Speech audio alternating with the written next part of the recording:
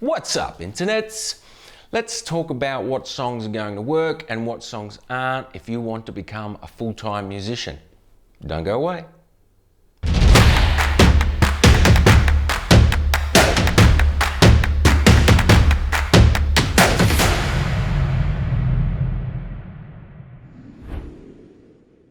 Thanks for joining me. My name is Todd Woodward and I'm a full-time musician of 20 years and I cover advice, tips and tricks, all things related to how you can quit your day job and become a full-time musician. Okay, today we're talking about song choice. This is an extremely important subject which can mean the difference between you getting lots of gigs or not many at all. The first thing I want to express is to check your ego at the door. Okay, having a big ego can help with your confidence on stage, and we all know people like this. Some of the greatest performers also have the greatest egos. That's some of what makes them great, but when it comes to making decisions on repertoire, this can get in the way. You see, when we're talking about the general public or in the context of a pub or a wedding or even a corporate event, they don't care about your penchant for a subgenre of music or the fact that you only play certain styles because you're an artist. You don't get that luxury unless you're famous for that, or at the very least, very well known for that. So if, like me, you are a generic act that has been hired to fill in an entertainment need at a venue, you need to play the numbers game. You're going to need to play chart-topping hits. If you don't play Brown Eyed Girl because everyone else is playing it, you're missing the point. Yes, it's boring playing a 3-chord song thousands of times, but you need to remember that you are not the star. The song is. People like Brown Eyed Girl because everyone is familiar with it and it has a fun, up-tempo way about it. Everyone sings along, creating an atmosphere. That's what you're essentially hired to do, create an atmosphere. You might be able to nail songs from incredibly skilled bands like Dream Theater, for instance, and you might get the respect of a couple of people in the audience, but I guarantee you it won't be as effective as playing Summer of '69. I know it's not as creatively challenging to do this, but people like to hear what they know. Now, I'm from Australia, so of course certain cultural songs are going to work here and not in the States, but the US has a huge influence on music, so most global hits from the US are going to work.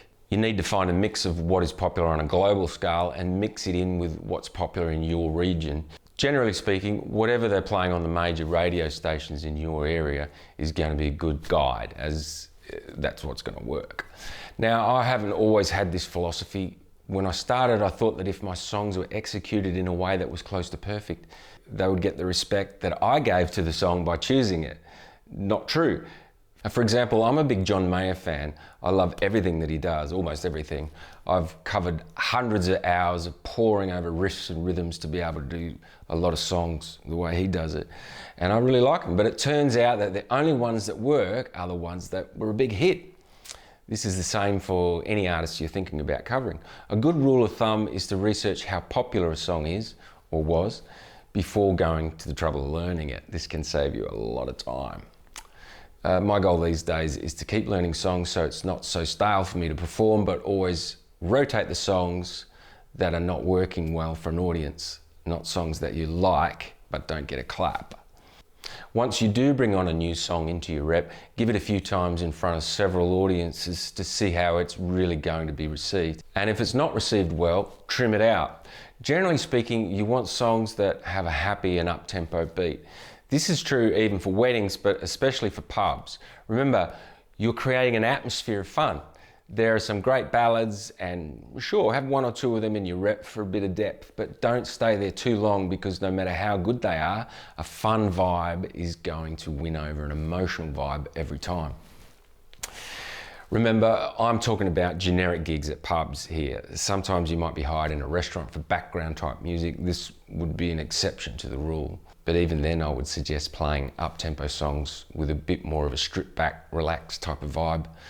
So, in a nutshell, what songs should you learn when trying to carve out a career as a working musician?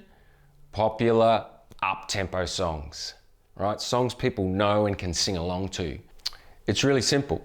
especially when you are first starting and are completely unknown. Life in live music is not like it is in the movies.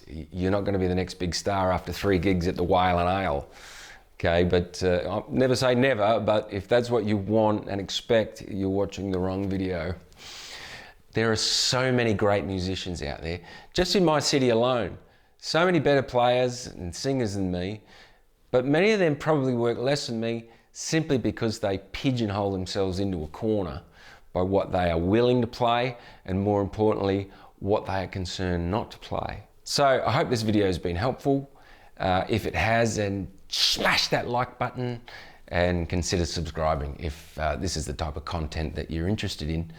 And please feel free to leave a comment and let me know something you can add to this through your experience that might help someone else, or perhaps something that you're struggling with while getting your feet off the ground. Perhaps I can help with.